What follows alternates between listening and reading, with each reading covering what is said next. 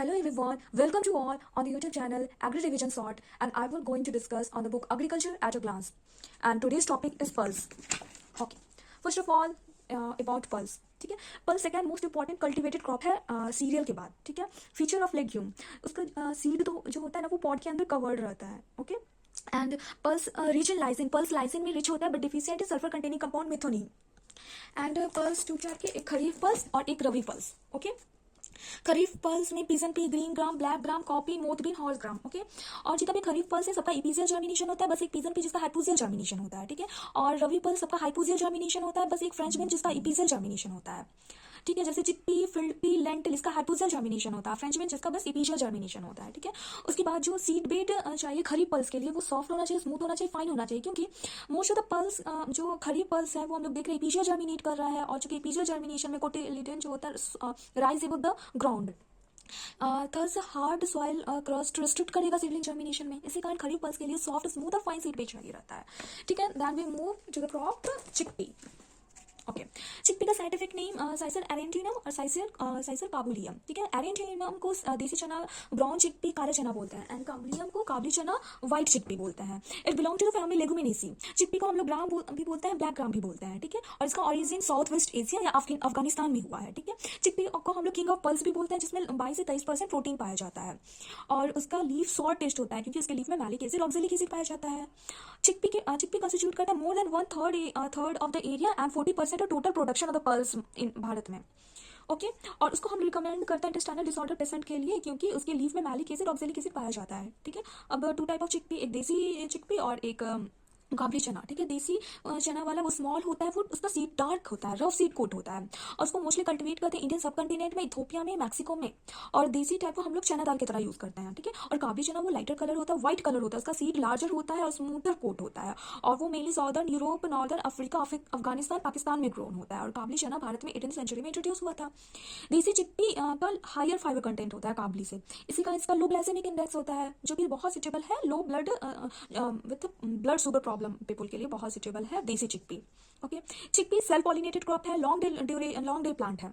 Chickpea को हम लोग ड्राई लैंड क्रॉप भी बोलते हैं. ठीक है, चिकपी के पास टैप रूट सिस्टम पाया जाता है, और ये फेवर करता है moderate rainfall with mild cold weather. Okay, then उसको chickpea required loose and well aerated rough seed bed chickpea को चाहिए रहता है. ठीक है, और लाइट एल्यूवियल सॉइल बेस्ड है for cultivation of the gram. ठीक है, और चिकपी को हम लोग सोलो क्रॉप की तरह भी ग्रो कर सकते हैं, या मिक्स कर सकते हैं barley, lathyrus, linseed, mustard, pea, corn के साथ भी मिक्स करके हम लोग ग्रो कर सकते हैं. ठीक है, चिकपी को कैच क्रॉप के लिए तरह भी ग्रो करता है इन शुगर कैन फील्ड, और सेकेंड क्रॉप आफ्टर राइस. जब चिकपी को हम लोग मिक्स्ड क्रॉप की तरह ग्रो करते हैं तो वो ब्लाइट डिजीज से बचाता है. सेलिंग परसेंट 49% होता है. Optimum time of sowing of chickpea 15 से 20 अक्टूबर. ओके, और सीड रेट अर्ली सोन का 75 से 80 kg पर हेक्टेयर, और लेट सोन का 80 से 100 kg पर हेक्टेयर. ओके, एनपी की रिक्वायरमेंट है, चूंकि इसका रूट तो नाइट्रोजन फिक्स करता है, इसी का हमको नाइट्रोजन कम देना पड़ेगा, इसी का नॉर्मली 20, 60, 30 हम लोग देते हैं. ठीक है, एनपी के, और इन्फेंट कंडीशन में और कम देंगे 15, 20, 15. ठीक है, अब कुछ इंपॉर्टेंट वैरायटी चिकपी का. ठीक है, जो रिसेंटली रिलीज किया है IARI PDM 11. ठीक है, जो पॉपुलर वैरायटी जो रिलीज हुआ है ICAR से, Pusa 20209. Okay, desi variety JK11, kabuli variety Pusa 1003, और early maturing and medium size grain जिसका हो, एक चाफा होता है, ये इंपॉर्टेंट है, early maturing and medium size grain.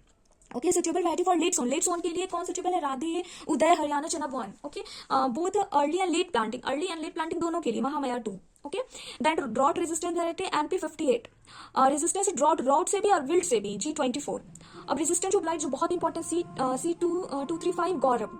Okay, resistant to wilt अवरोधी, रेजिस्टेंट है विल्ट से. ठीक है, resistant to pod borer PBG3. Okay, ठीक है, जो रिसेंटली रिलीज हुआ है IARI से PDM 11, और जो पॉपुलर है ICAR में पूसा 209. ठीक है, जो early maturing and medium size grain है, चाफा है, सुटेबल फॉर लेट सोन के लिए कौन सुटेबल है? राधे, उदय, और उसके बाद ड्रॉट और विल्ट रेजिस्टेंट है G24, resistant to blight C235 और या Gaurav. Okay, then move to the next page. और ये जो फास्फोरस हम लोग अप्लाई करते हैं बेलो या साइड ऑफ द सीड के नीचे या उसके साइड पे, increase the gram yield.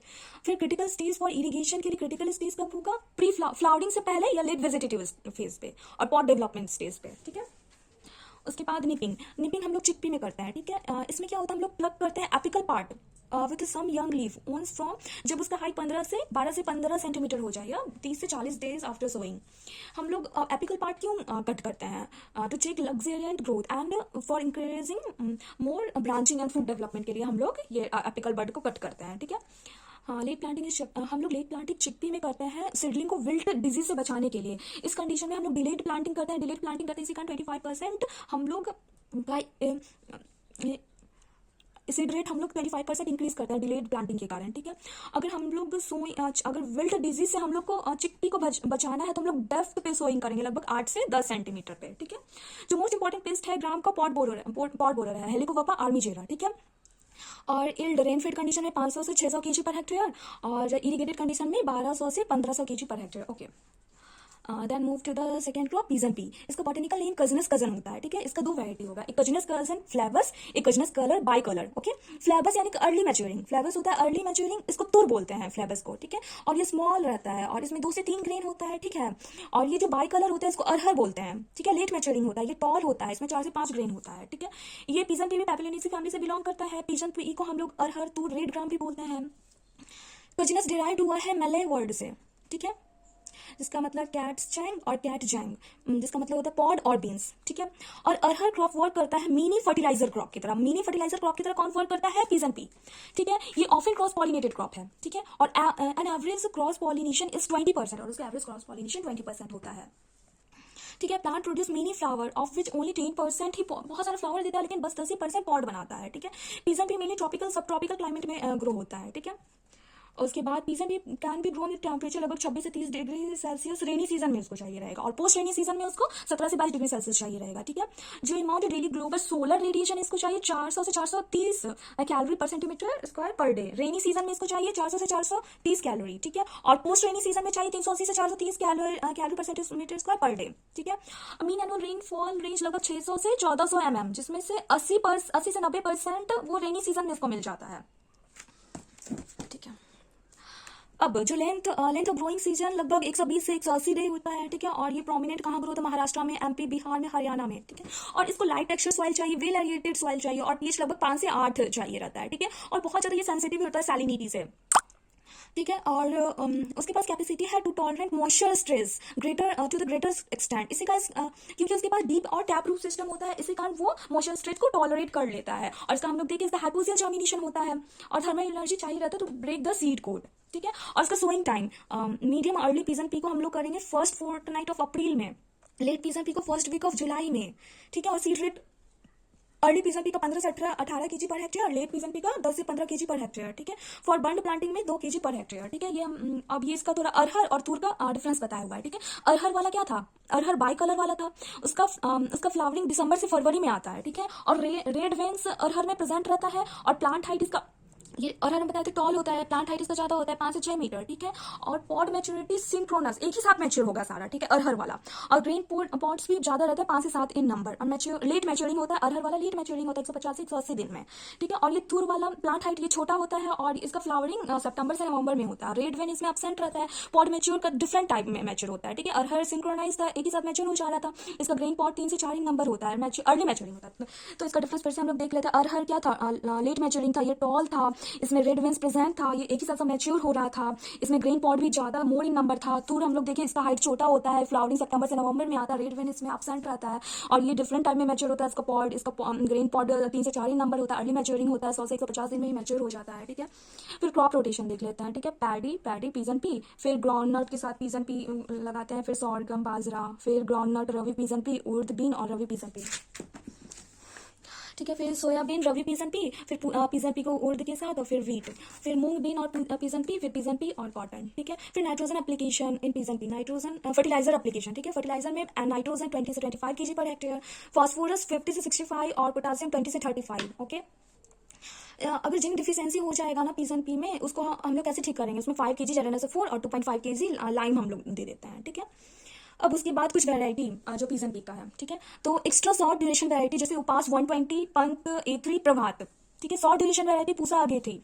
Medium duration variety मुक्ता और लेट ड्यूरेशन वैरायटी बहार लक्ष्मी, ओके। और वैरायटी ऑफ पीजन की डिफरेंट कैरेक्टरिस्टिक, ठीक है। अर्ली मैच्योरिंग वैरायटी जो कि 120 डेज में ही ग्रो हो जाएगा, जैसे उपास 120, सुटेबल फॉर रवि प्लांटिंग के लिए सरदार बहार और पूसा 9, ठीक है। ड्रॉट एंड टेम्परेचर टॉलरेंट मानक। उसके बाद wilt resistance variety Amar Azad Maruti, ठीक है। Sterility mosaic resistance variety Bahar, pod borer resistant Asha, ठीक है। Earliest variety of the pigeon pea is Upas 120, जो अर्लीस्ट बोलेगा तो उपास 120, ठीक है। और ये बहुत इंपॉर्टेंट है, world first hybrid variety of the pigeon pea ICPH8 जो डेवलप्ड किया था ईरी सेट ने हैदराबाद 1991 में। कैसे किया था? जेनेटिक मेल स्टेरिलिटी GMS से, ठीक है। ये वैरायटी मैच्योर करता है 130 से 132 दिन में, उसका average productivity 20 quintal per hectare होता है, ठीक है। तो अर्लीस्ट वैरायटी हम लोग देखिए पीसन पी का पास 120 था, और वर्ल्ड का फर्स्ट हाइब्रिड वैरायटी पीसन पी का ICPH8 जो डेवलप किया था ईरीसेट हैदराबाद 1991 में, ओके। देन हम लोग कुछ वो एलाकोल पेंडिमिथिलिन जो कि प्री इमर्जेंस हर्बिसाइड होगा, और बेसालिन जो पोस्ट इमर्जेंस है, इसको हम लोग यूज करते हैं वीड कंट्रोल में, ठीक है। Proportion of seed to pod, seed से पॉड का रेशियो 50 से 60% होता है। और हार्वेस्ट इंडेक्स तो हम लोग जानते हैं लोएस्ट इन द पल्स अरहर में ही होता है, कितना 0.19 होता है, ठीक है। प्रोटीन कंटेंट 25% होता है, ओके। Thank you.